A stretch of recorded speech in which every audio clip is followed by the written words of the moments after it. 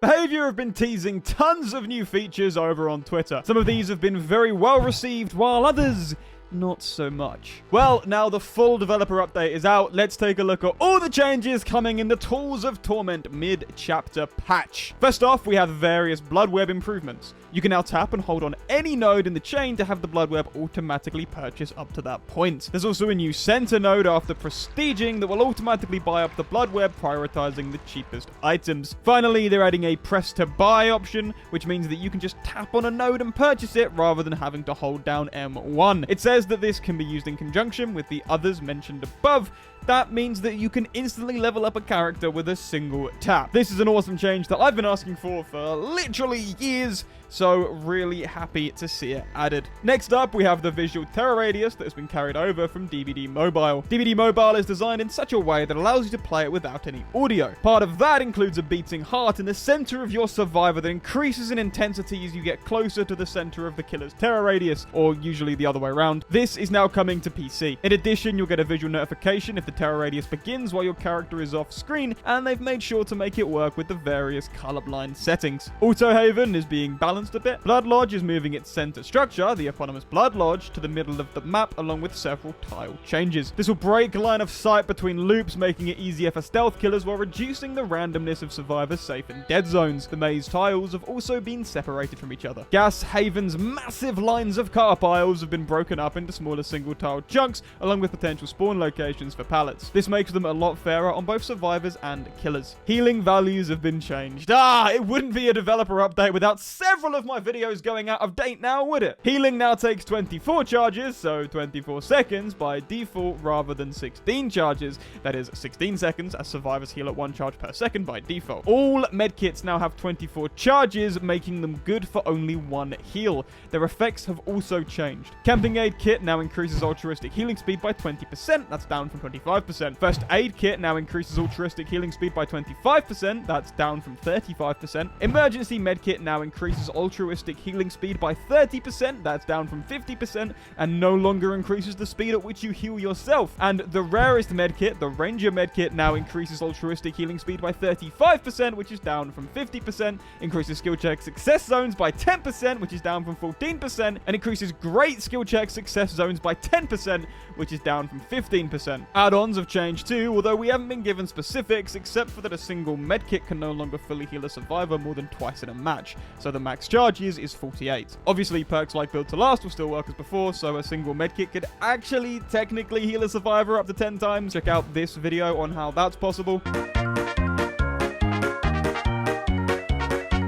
Several perks have changed. Gearhead's description now reads, when a survivor loses a health state, Gearhead activates for 30 seconds. While active, any survivor who hits a good skill check will have their aura revealed to the killer for 8 seconds. It used to only activate on a great skill check hit when repairing. It also doesn't sound like it's going to deactivate when it procs, so yeah, that's a pretty big buff.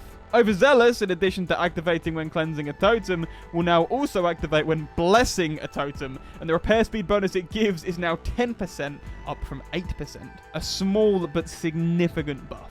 Scourge Hook Pain Resonance has had a rework. It now starts with 4 tokens, and the first time each survivor is hooked on a Scourge Hook, the generator with the most progress will explode and lose 15% of its progress. It used to be that this effect occurred any time a survivor was hooked on a Scourge Hook, rather than the first time each survivor is hooked. Still a strong perk that encourages not tunneling. Dead Hard, here we go! Dead Hard will now activate after safely unhooking a survivor. When active, pressing the active ability button while injured and running gives you endurance for 0.5 seconds and applies exhaustion. It will deactivate when it successfully protects the user from damage. This is a bit of a weird one. It doesn't specify that it doesn't work when exhausted, so it sounds like you can just continually tap Dead Hard when in a chase to avoid a hit. It also seems like if you're exhausted, you can use it as well. That seems a little bit odd to me, but I like that it's now tied to safe unhooks. That's a cool idea. Call of Brine has been nerfed.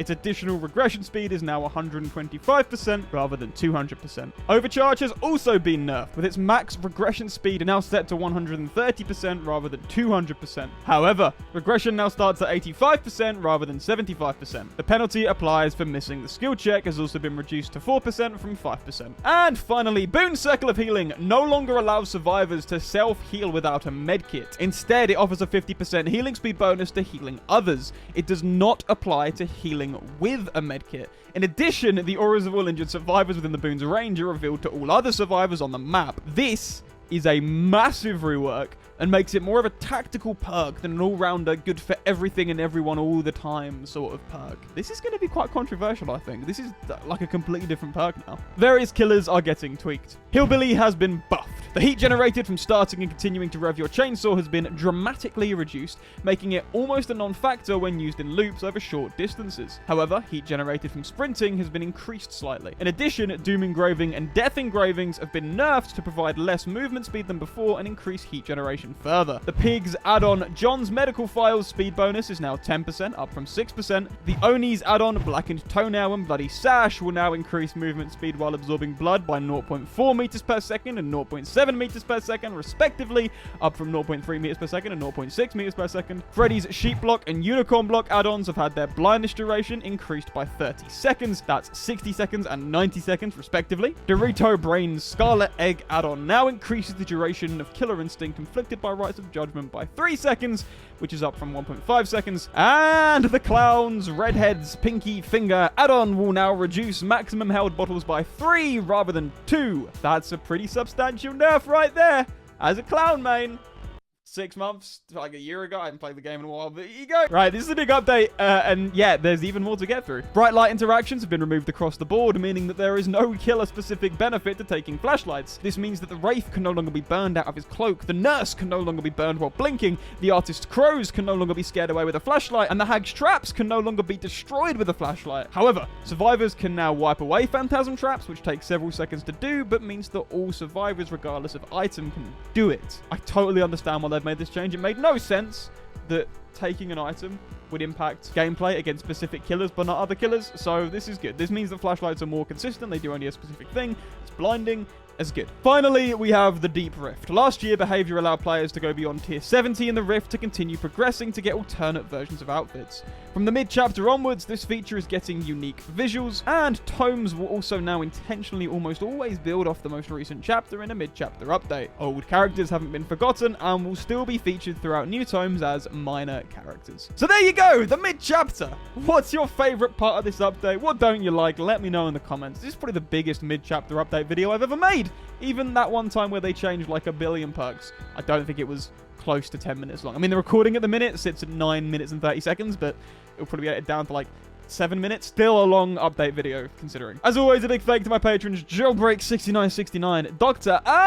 Eric, Evan Craws, Red Panda 19987, Jinx Likes Magic, Lilith Alucard, and Channel Manager Chipstar878.